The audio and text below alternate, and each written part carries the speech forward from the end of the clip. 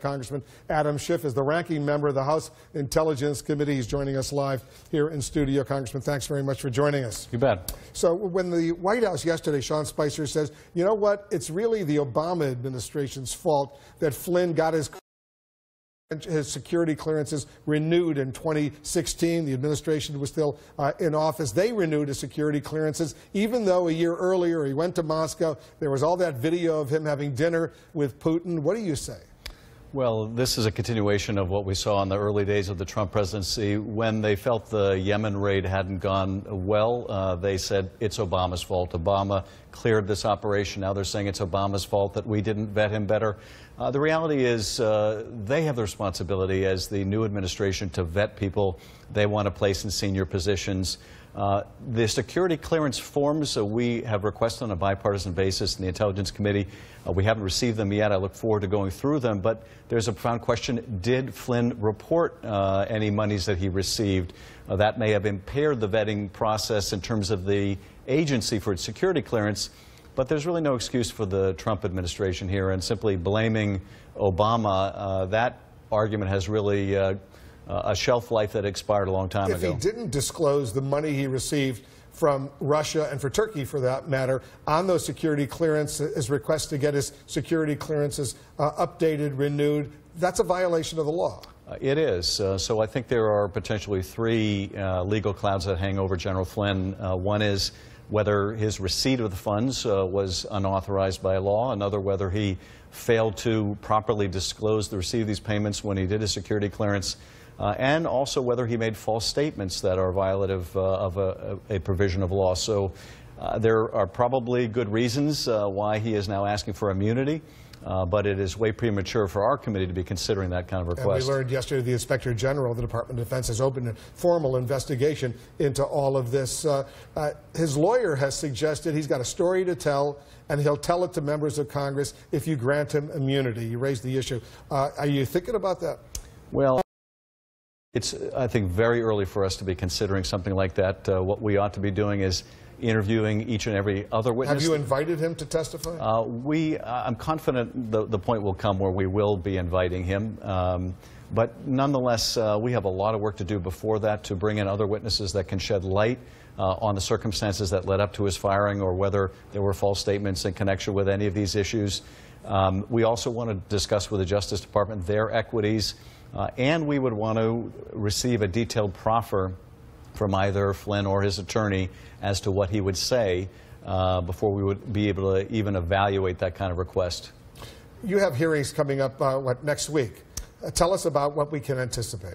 We have a hearing, closed hearing coming up with Director Comey and Director Rogers. Of the National Security Agency. Yes. That's behind closed doors. That's on Tuesday, right? That is on, I believe, May 4th.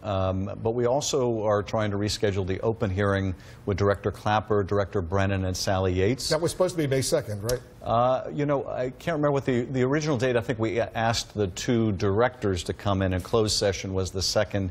I think they were available a later date that week, so that we anticipate is going forward. Because it sounds like the schedule is changing now.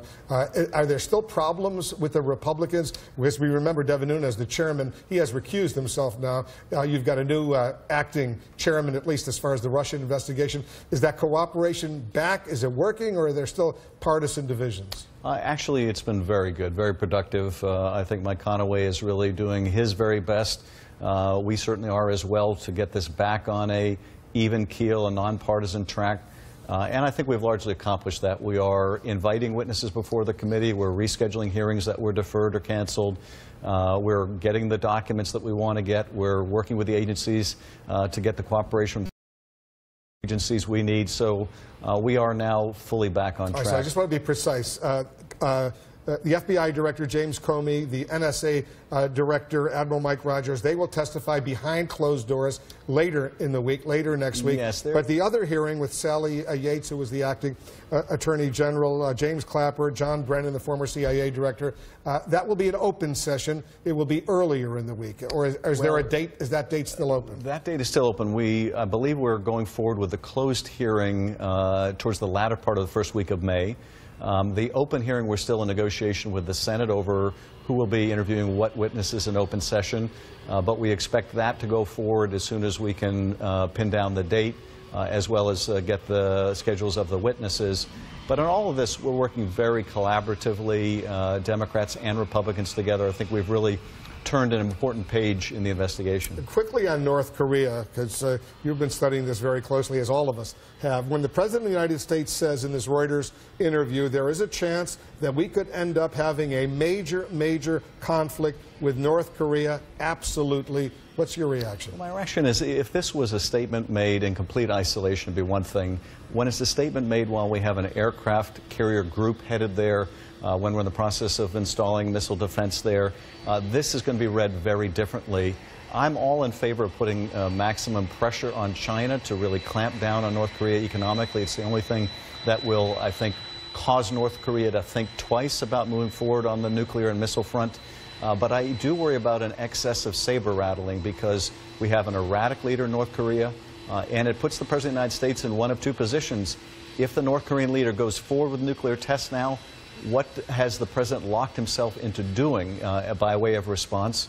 But also, if the North Korean leader goes further, miscalculates based on what the President is saying, then we would have a terrible conflagration. So pressure China, absolutely. Be very careful about the military saber rattling. One final, very quick question. Do you favor the U.S. opening a direct dialogue with North Korea?